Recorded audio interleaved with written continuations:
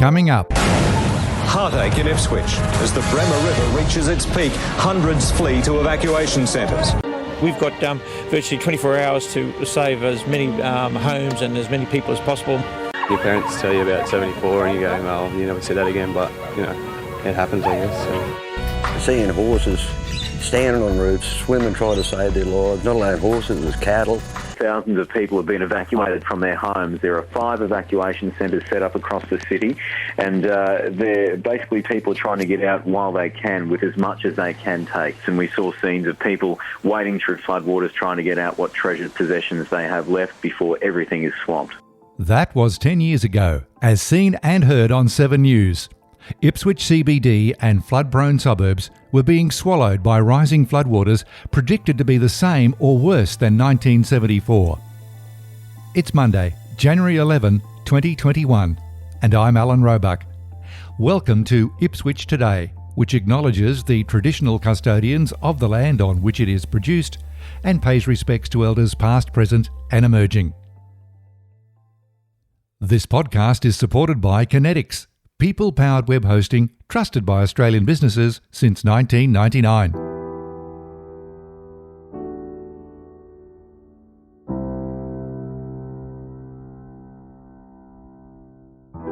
Ten years ago, the morning of Tuesday, January 11, 2011, Ipswich woke to the news the city was in for a major flood to rival 1974. It had been raining on and off for what felt like months. The ground was soaked. It just couldn't take any more. To back this up, from the Weather Bureau's National Climate Centre, there were 6 major rain events during late November to mid-January, concentrated on the periods of November 28 to December 4, December 7 to 13, December 19 and 20, December 23 to 28, and January 10 to 12.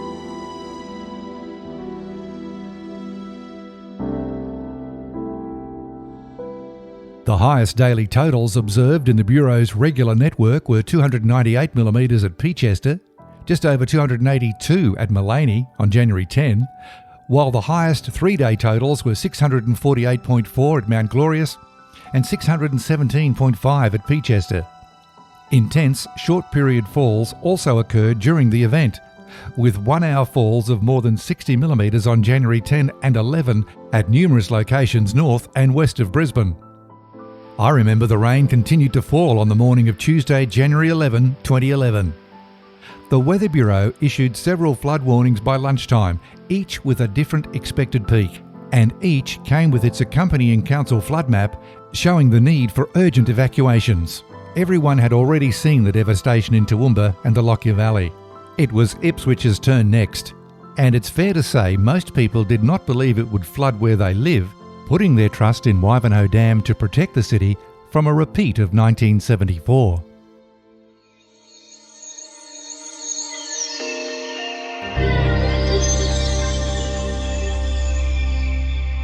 As council and other volunteers mobilised to establish evacuation centres, it was a solemn atmosphere in the Mayor's office as council officers updated flood maps. Sandbags were little more than a feel-good, as they would not hold back the magnitude of water predicted to peak that evening or the next day. The peak came the following day at 19.4 metres at the town bridge. Ipswich was underwater again, and levels remained high as blue sky appeared by January 13.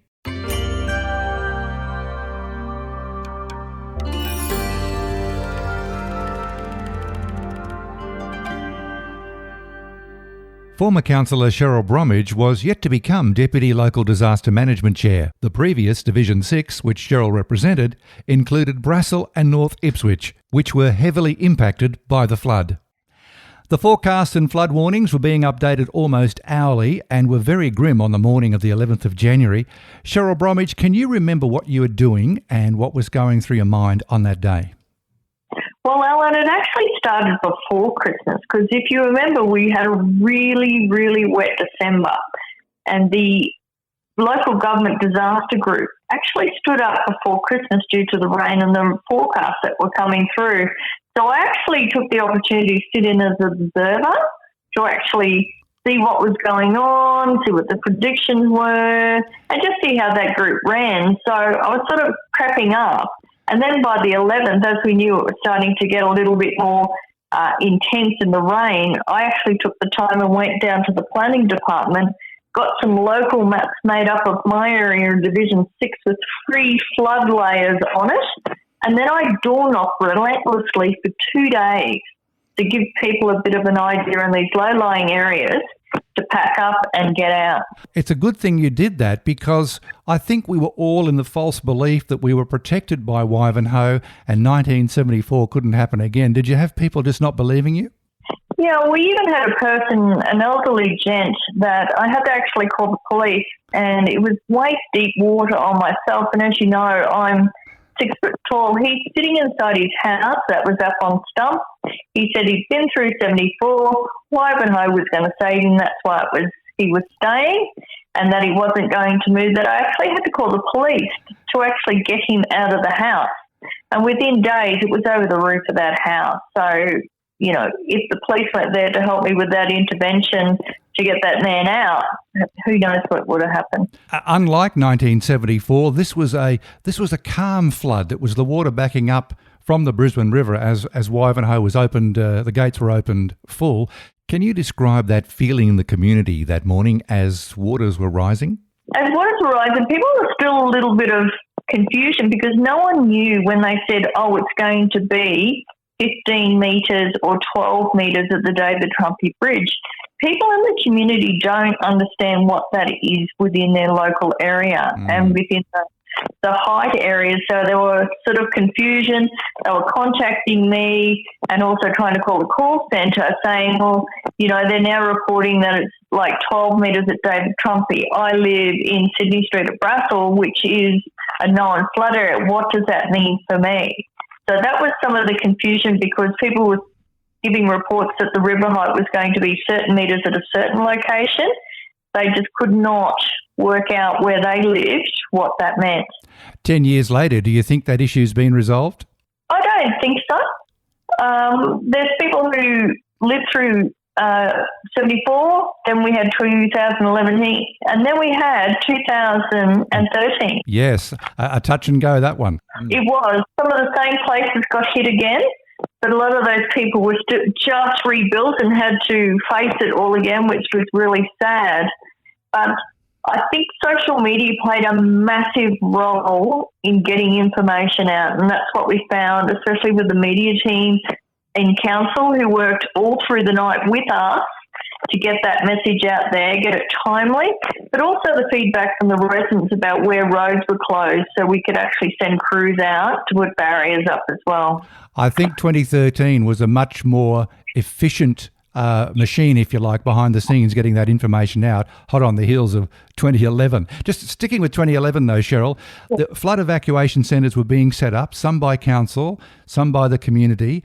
Now, Brassel and North Ipswich was virtually isolated. What did you do? Okay, what I did was I sort of looked for the best location that had a hall that was sort of had shower facilities, toilet facilities, and was high that could be flood free.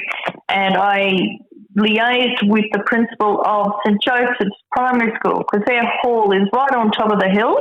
It's right near the main road, opposite the radio station. So if anything needed to happen, we could go across to them across the road.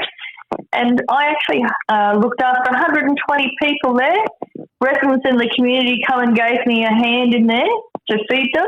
The most interesting thing is the amount of animals that we actually took in as well, because people wouldn't leave or stay unless we allowed them to keep their animals. You talked about the need to feed people. Obviously, there were no supplies at the school. How was it organised that you had enough food? Well, the manager down at Woolworths here at Brassel, who I knew in my role as council, I came down and asked him, you know, is there anything that he can provide to the evacuation centre to help us out? And because they had no power, no generators, he provided a lot of meat, vegetables, bread, anything that he could actually give us was supplied to the evacuation centre to help us. So the Radford shopping centre was absolutely amazing for what they provided. The bakery down at Riverlink cooked loaves of bread for us, and a milk truck would pull up and actually just hand out litres of milk to the people to help us in the evacuation centre. But the most amazing thing was a chef who at the time was working at Brothers Leagues Club, couldn't get home. He just finished his shift. He pulled in and said, "Can I help?" So he actually was making gourmet meals for everybody in the evacuation centre, and they said that they hadn't been so well looked after in their life. Recovery was long and slow with many heartwarming stories. Do you have a couple that stick in your mind? Probably some of the people that I evacuated out of Walkaraka. They actually were able to get all their furniture and everything out, so they were actually able to move back in and put some walls up. Gyprock was sort of like gold bars here. It was very hard to locate because everyone needed some gyprock for their walls. But just some of the community groups that I was involved with, we cleaned out the units down at My High Grove at Brassel. I can still, to this day, I still can't eat chocolate mousse because of things that I'd seen. But it was sort of like 6 months later when I found people still in their houses because they didn't have insurance enough for accommodation, were actually living in tents inside of their structure that had no walls, concrete floors. So we were able to find them some beds, at least to get the kids up off the floor and to try and help them out. And I know a lot of the church groups helped them locate and actually put up some gyprock to give these people some, sense of normality, really, because it was coming into winter by this stage and these houses still weren't rebuilt with walls, and it was just bitterly cold for these poor people. And I don't think a lot of these people would ever get over it again. It was a long, slow haul, and you couldn't rebuild straight away. The advice was you had to let the house dry out once you remove the soggy gyprock walls. You're right, Cheryl. People this will stick in their mind for many, many years to come. Do you think any major lessons have been learnt since 2011? I think, as time goes by, people get complacent, and which is the sad thing. And I think now if people know that water is going to rise, we taught a lot of people who live along the Bundamba Creek area that floods frequently how to read the gauges that are on the bomb site, because it actually allows them to have a little bit of control of their destiny. Because as time goes by, people are not there to sort of give them a phone call and say this is what the height's going to be. So we did a bit of an education with people who live in the low-lying areas about what to look for, what height on gauges that they need to be aware of, and when they need to be prepared to pack up and leave. So there was that separate education apart from the wider community education that took part to actually help these people, because I think if you're in control a little bit more of your situation, you actually feel a little bit better. And the issue is you've got a constantly moving population in and out of the city, so it obviously needs to be an annual event, an annual education program, much like cyclone season in North Queensland, where the reminders come out every November. They sort of do a bit of a project about flood it and forget it and some little storm season preparation, but not to the degree, because you have to remember Ipswich won't be only affected by flood, there's fire, there's a lot of other sort of risks that exist in the city. You've got coal mines, things could collapse, things like that. So I think there needs to be a wider education about what the potential risks are in the city, where are the hotspots that these will happen. And that's why within the disaster management plan, there is certain plans for certain suburbs, but I don't think the wider community are actually aware that they're there, because, they are geographically designed for those particular suburbs.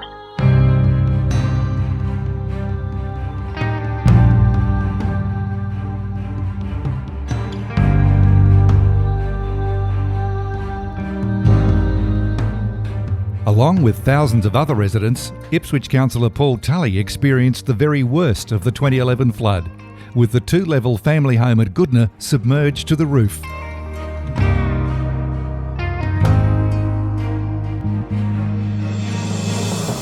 Goodna was particularly hard hit and succumbed to the adjacent raging Brisbane River.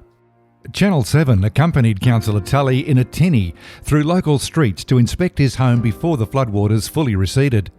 He was asked moments before seeing his flood-damaged family home how he was feeling. And I've kept myself busy for the last couple of days. About a couple hundred metres from my place, I don't know what to expect. This is really sad for my wife and kids who are still away overseas. Oh, that's gone over the roof up the top, hasn't it? Yeah. Oh, that's right up to the roof. So everything's gone. The whole house will have to be stripped out. And I don't know if the stuff I've packed together will survive. 2 years later in 2013, a more upbeat Paul Tully described the recovery progress. Well, it's been a very long 2 years, but people have been very resilient, very thankful for the support they've had. There's still financial and emotional problems that people have, but we're slowly getting there. So how does the community now move forward? Well, it's important that we do move forward. We didn't have any recognition of today because we want to move forward as a community, but we can't forget what's happened in the past 2 years, but we'll make it with the support of Queenslanders and all Australians.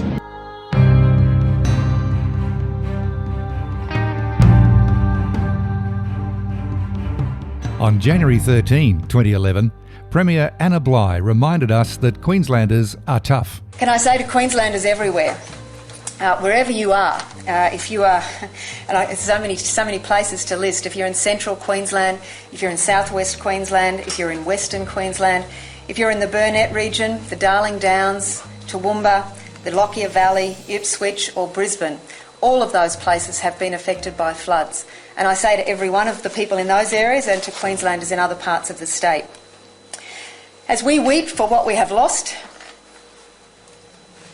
and as we grieve for family and friends,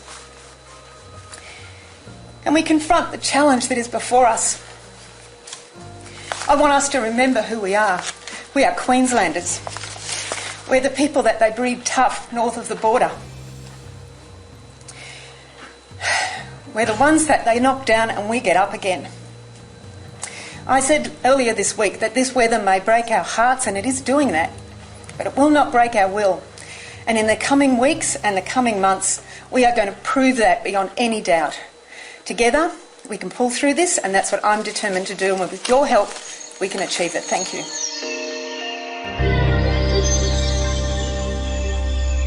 Current Ipswich Mayor Teresa Harding remembers exactly where she was as floodwaters were rising in an air of impending doom. Mayor Harding, please describe where you were and what you recall was going through your mind 10 years ago. It was just an incredible amount of water and just the damage. I was working at RAF Base Amberley at the time, working in the team, leading the team to decommission the F-111 aircraft. I had 3 staff who lived in Bundamba who were impacted, and obviously we wanted to do everything we could to help our work colleagues. So we went around to their homes and with the sugar soap and buckets and cloths and mops and brooms, and did our best to clean those homes so that the insurance inspector could come out. So you were genuinely part of the mud army. Oh, definitely. It was such an emotional time for everyone, but for people whose houses were flooded, my goodness, it was absolutely devastating.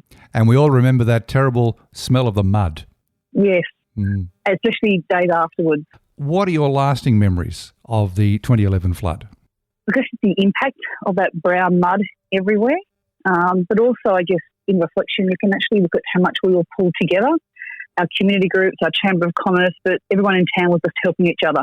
And it was done anonymously. People just wanted to help each other. It was really lovely to see our community come together so well. Ever since then, there's been talk of flood-proofing the city. There's a lot of armchair experts who think it's quite an easy process, but in reality, it's not possible for several reasons. First of all, the geography of Ipswich is so complicated. Isn't it better to talk in terms of making areas that are flood-prone more resistant to damage? Alan, we have a famous author in Ipswich, Margaret Cook, who wrote a book called A River with a City Problem. We're one of those cities that sits on this river plain, which is a floodplain.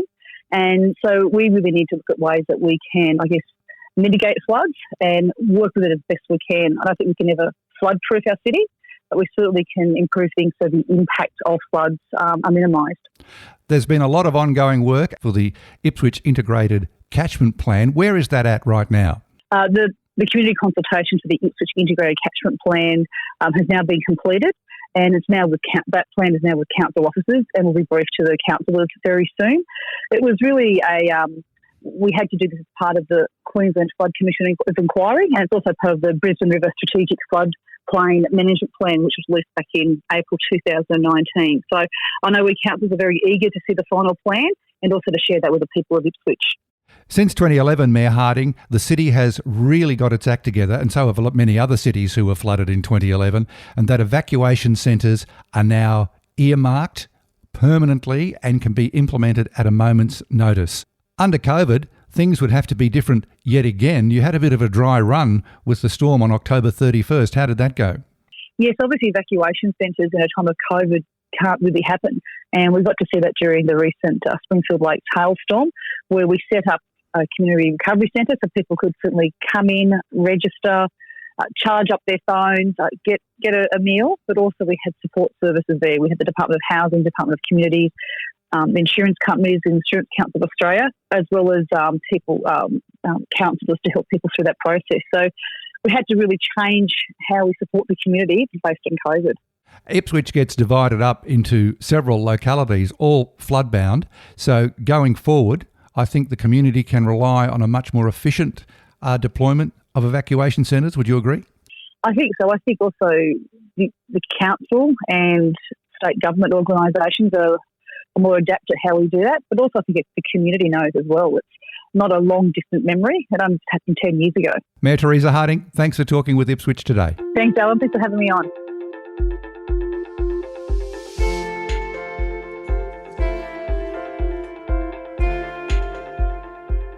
Walter Williams is a long-term Ipswich resident. He can see the Bremer River from his front deck of the family home. It's normally a calm and peaceful outlook.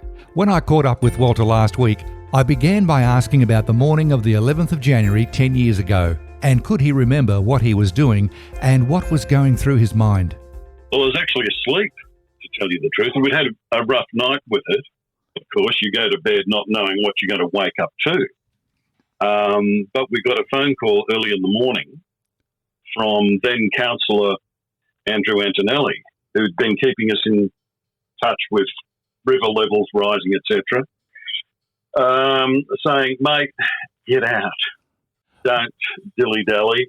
Just get out now because they're going to release the floodgates. And we went, you're kidding.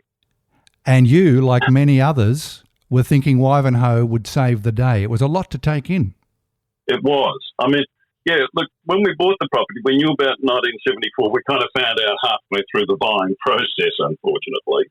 But we went, well, it can't happen again because they've done all the flood mitigation stuff with Wivenhoe. And it just simply couldn't happen again. But, of course, it did.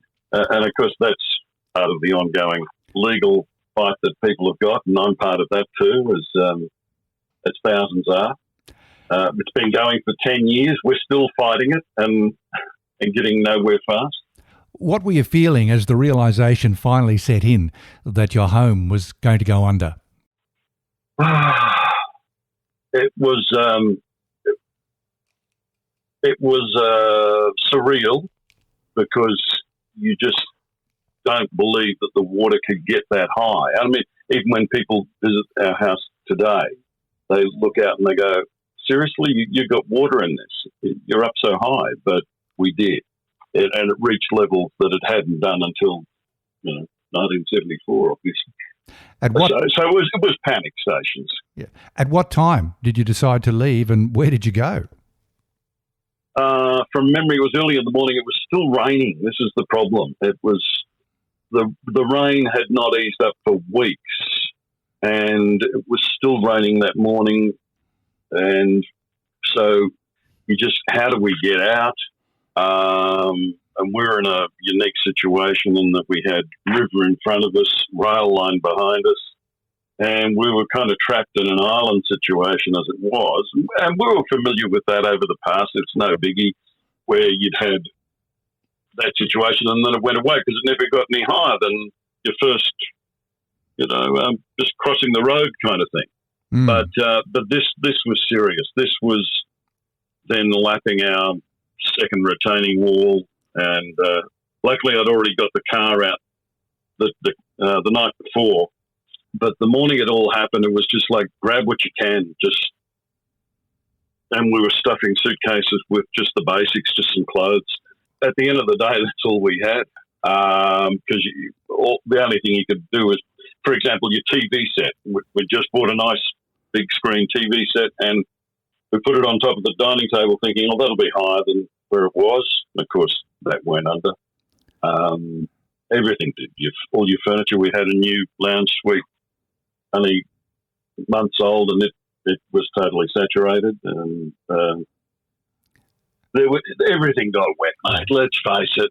We were lucky in that our house didn't turn into a submarine like a lot of houses. And when I use that term, I mean our house wasn't totally inundated, but it was so bad it didn't matter. Yes. How many metres up the wall?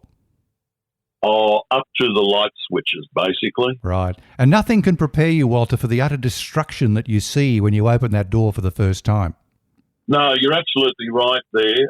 We tried to catch a glimpse the morning after when things all sort of settled, and the sun, it was the most bizarre day the next day after, because we'd had to evacuate to the Quest Motel in Ipswich with two suitcases. That was it. Ourselves, myself and my wife, our children luckily were already empty nesters and away from home. And then you wake up the next day and there's sunshine, and it's like, oh, this is a normal Queensland day. And then you join other people, you go across the bridge to see if you can see your home. And the Bremer River was more like some lake. It was huge, and the home was partially submerged in that, but we couldn't get a good view of it from where we were, even on the bridge. Let's talk about the recovery. It was long, slow, hard, and very emotional. Yeah. Once you got into the home, how did you plan the next few days? What did you do? Opening that front door was just disgusting, Alan. First of all, the stench. The smell. No one will forget that smell, Walter. No, you'll never forget the smell, unfortunately. It's always in your nostrils. So what did you do? What was your plan of attack?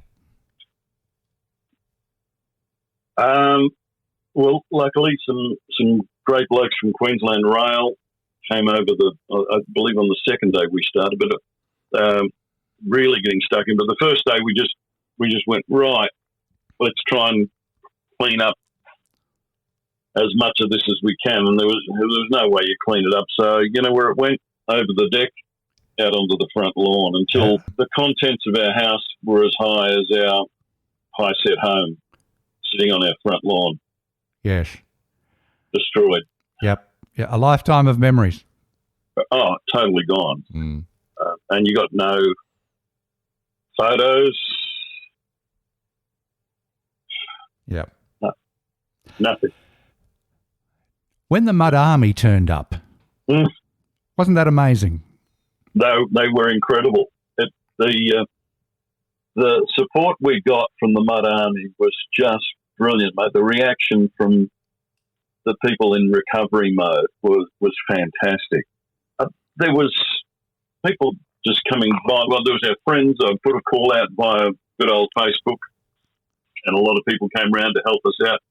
People we hadn't seen for years or whatever, and just randomly helping us, just try and clear the place out. There was, on top of that, there was a bunch of guys who came along with a high-pressure hose system, which was great to be able to at least hose once we'd got everything out. I think we should put in a thank you there, Walter. I'm pretty sure it would have been the rural fireys. I think they did a lot of that. Yeah, I'm pretty sure it was. Yeah, one of the rural brigades came by, and they were fantastic. And then also our Queensland rail workers. We had a couple of big boys clearing out downstairs because it's a high set, but it's not built in underneath. But still, my entire record collection was gone. Everything I'd been saving for 40 years. Yeah. Once the house was cleaned out, hosed out, you had to wait for it to dry out.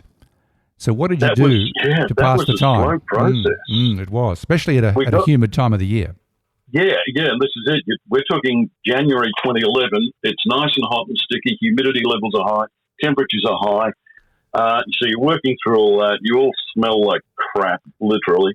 And you end up, once you've got back to the basic bones of the house, and you've had to smash your kitchen down because it's falling down anyway, and your bathroom's the same. Every room in the house, all the cupboards, the built-ins, all destroyed, and you're just back to a shell of a house. We were lucky in that we had tongue and groove, so it's pretty resilient stuff. And good bones is what they say about this old joint, this old girl. We got professionals in to clean the place, but they didn't know what they were doing either. No one had been confronted by this before, so they were making the mistake of mixing their product with water, and of course that was causing more fungus, more of that on your wall. So when they realised, don't add the water, well, let's just blast this joint clean, and then we'll take it from there. I mean, all your carpets are gone, everything. Exactly. It's just it's sitting 20 foot high on your front lawn your whole life. So you'd broken the back of the cleanup. How many months before you were back home? Well, while we were out of the house, the army came around with another big shout out for the army personnel who came around with their big trucks and just took away all the stuff that was our life. Yep. And took it to the tip. And then it took, because I was still working on Radio 4BC at the time at night, so I still had to do my day shows, my regular gig. Yeah, exactly. And during the daytime, I was working in the house with a chippy mate, and we spent, and I had to pay him out of my own wage to help get the house back on. We got bugger all out of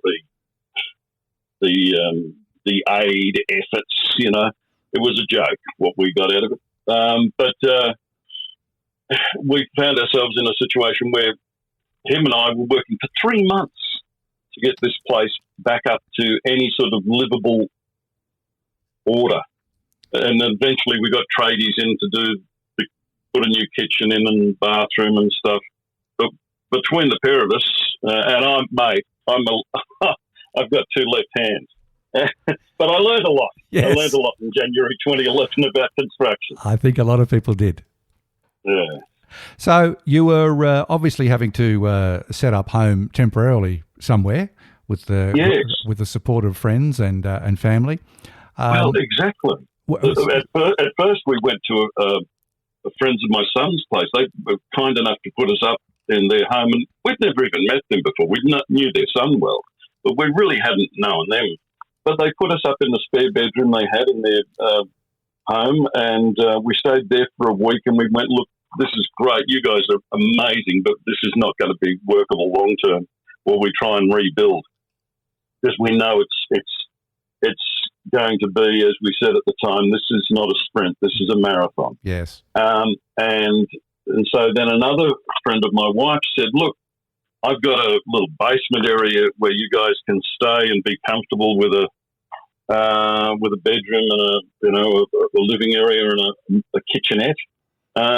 And so we did, and we were there for the better part of the 3 months while we were, fighting to get any sort of money from insurance. That was a joke. And thankfully, the Senator Nick Xenophon, hopefully none of this will ever happen again, because everyone should be covered for flood damage if it says so in their policy, like it did in ours. And that was a saga and a half for another day. What's your last? That's a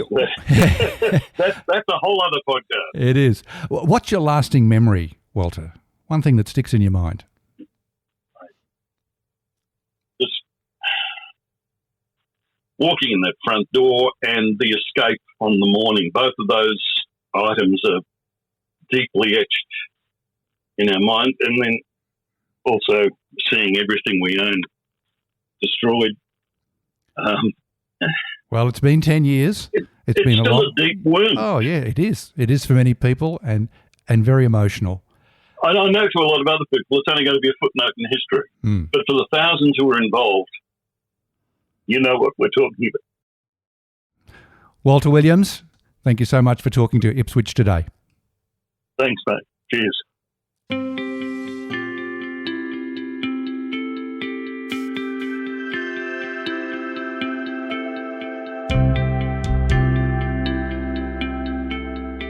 Recovery began almost immediately after floodwaters receded. Neighbours helping neighbours, supported by the now famous Mud Army. People, thousands of people, just arrived in flood-affected streets ready to help, like a giant army of worker ants. It was an incredible sight. I know personally of one retired couple from northern New South Wales who hitched up their small van and randomly picked Moore's Pocket Road to stop and help. With no power, they parked their van in my mum's driveway and camped for a few days, not only to help clear the mountain of mud and take out a destroyed lifetime of memories to the footpath, they also doubled as security at night in a darkened street with no power. This story was repeated hundreds, if not thousands of times across Ipswich. Then there were the tradies from interstate. Even footy teams wanted to pitch in. They came from everywhere to help with the mammoth task of cleaning and rebuilding. Volunteers also just turned up at various locations to offer free food and drinks to residents and other volunteers working on the cleanup. Multiple health warnings were issued, with residents urged to place all ruined furniture, building waste and other rubbish on the footpath. The streets were jammed with volunteers competing with trucks, so council quickly changed daytime pickups to overnight because of the large mud army helping to clean during the day. At one stage, more than 8,000 truckloads of rubbish passed through landfills in a 24-hour period. Recovery was slow and difficult. There were so many organisations on the front line helping, including SES, Red Cross, Sue Chi Foundation, Salvation Army, Queensland Police, Queensland Health, all emergency services, and hundreds of others. Donations of cash and goods were coming from all over Australia and the world. The trouble was how to coordinate and distribute all this generosity and get it to the people most deserving. Ipswich City Council is not usually in the logistics business, but it had to quickly adapt. Council management and officers went well above and beyond that would be normal operations to make it happen. Not long after floodwaters receded, the old CBD Coles was turned into a makeshift warehouse after being cleared of rotting food and destroyed shop fittings.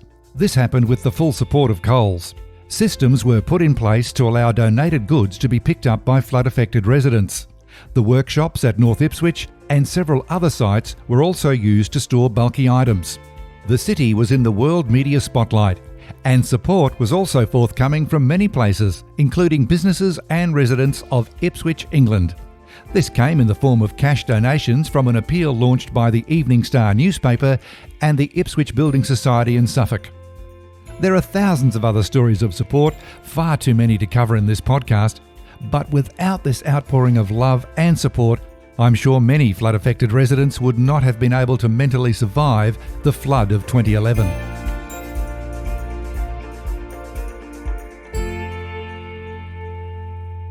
On the morning of January 11, it was thought initially some 200 properties, not houses inundated, would be affected. In the space of a few hours, flood projections went from minor to moderate, then to major.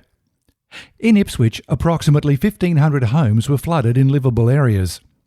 There were 473 flood-affected businesses, of which 34 either closed or relocated outside Ipswich.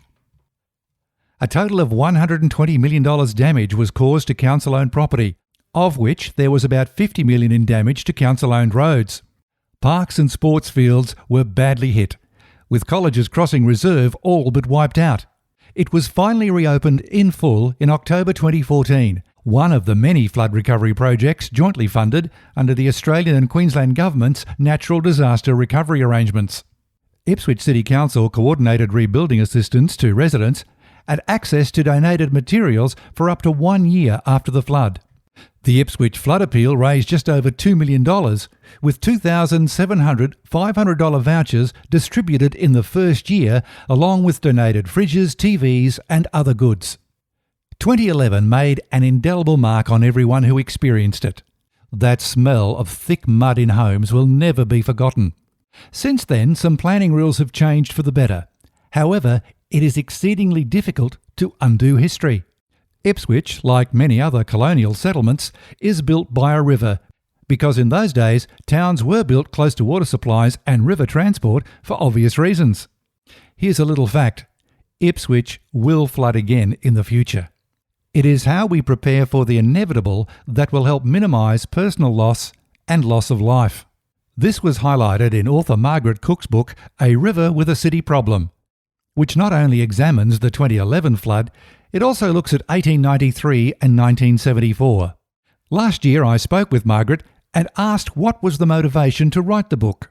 I'm always interested in place, and I think that comes from my interest in heritage. But I started thinking about it at the time, not long after the floods, when that discussion was going on about the role of Ivanhoe and how we hadn't managed to stop flooding. And I thought, there's a story there about the river came first. The river's always been there. It's actually humans that have come later. And that was the idea of the title. And I thought it was an interesting story to look at that dynamic between nature and humans and see how it could play out in the time of the flood. Well, there are many examples of early white settlement where settlements were made as close as possible to the water source. I'm thinking Gympie, I'm thinking Maryborough, and of course I'm thinking Ipswich as a classic example. Are there any measures that can be taken now to minimise that flood risk going forward, or is it's just the way it is? We do have a problem with legacy because of where we've built, but I think we can be careful about two areas. We can stop making it worse. So I think there's a role for town planning in particular to think about where we actually build. There's a very big role for architects and builders to think about the sort of designs we embrace and the building materials we use, because some of them can be more resilient than some of the things we choose to use at the moment. Chipboard and plywood are not very good against floodwater. Is it possible to undo any elements of poor planning? Yeah, there is. And there's some really exciting work going on in Brisbane about retrofitting some houses. And it's really about changing the materials we use, maybe raising some houses and thinking about softer, more permeable structures around the houses that might soak in some of the water. I think one of the things that the book showed is that there's a lot of education needed to understand floods. I don't think people actually realise how flood prone that Ipswich actually is. And one of the things I wanted to do was, by telling stories, is to help make people a bit more aware, so that maybe next time we can be a little bit more proactive and get out of the way, because I think we're very reactive. You can hear the full interview with Margaret Cook in an earlier podcast, published on July 31st, 2020.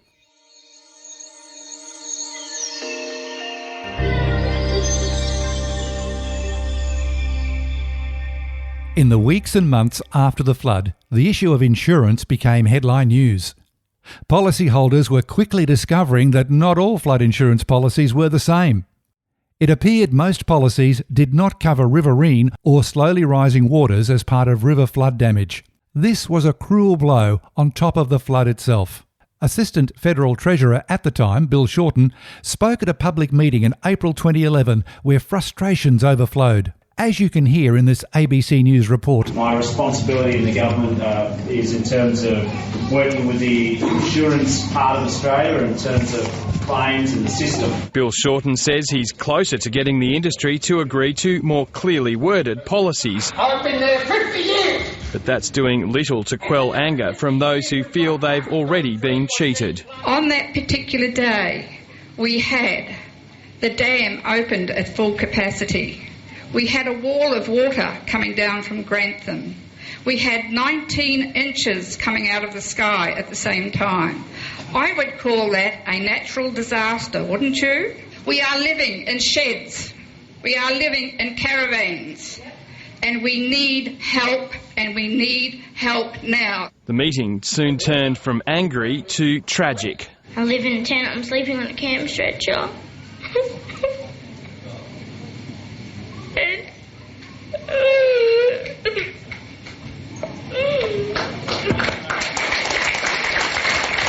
friend of the family described the full horror of the circumstances of the young boy and his mother. Tammy and William are living under these bloody tents inside their house, which has been bloody condemned. It's full of sewage. There's blisters of paint on the walls that are popping, that have got bloody mould and sewage water still in them, running out of them. And they have to live in this house. Many of those present held signs attacking their insurance companies. Mr Shorten says they should have been there to face their angry clients. Individual insurance companies, after very clear invitations, chose not to come. Now, did you expect them to? Well, you've got to ask first. An hour into the meeting, a representative from the Insurance Council of Australia finally arrived. There was a small amount of good news by August. One insurance company, RACQ, decided to review more than 200 policies and pay flood claims. The other company that scored very highly with payouts was Suncorp.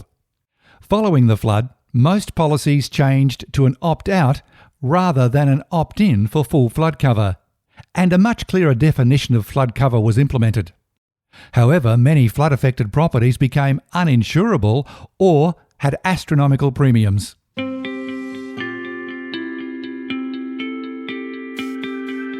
In the wake of the Queensland floods, the state government set up a flood commission of inquiry.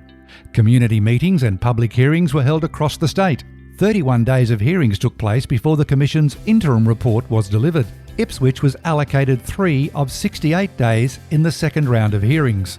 A third round was held over 10 days in February 2012 to examine allegations of misconduct on the part of flood operations engineers at Wivenhoe Dam. Its findings were released on March 16, 2012 and are available in full online. 10 years on, there is still no final resolution to the flood class action. Mediation continues, with the last hearing being on the 11th of December 2020. This week is a stark reminder of the trauma and loss inflicted by the 2011 flood. It is also a reminder of a lengthy legal process. Finally, on a personal note, I want to thank the many people who rolled up their sleeves and helped clean out and rebuild Mum's place. It was a huge job that took almost 6 months to complete. You know who you are. I'll never be able to thank you enough for that generosity, compassion and support during those weeks and months after the flood. I know thousands of other Ipswich residents will have similar stories. Special thanks to 7 News and ABC News for additional audio in this podcast. Ipswich Today is supported by Kinetics, people-powered web hosting trusted by Australian businesses since 1999. This podcast is also listener-supported. Please make a once-only gift or regular donation to help keep it online. Just go to ipswichtoday.com.au and click the donate button at the bottom of the page. You can subscribe for free and share this podcast from your favourite app, including iHeartRadio, or play Ipswich Today from your smart speaker. Music is supplied by Purple Planet Music. This is Alan Roebuck. Thanks for listening.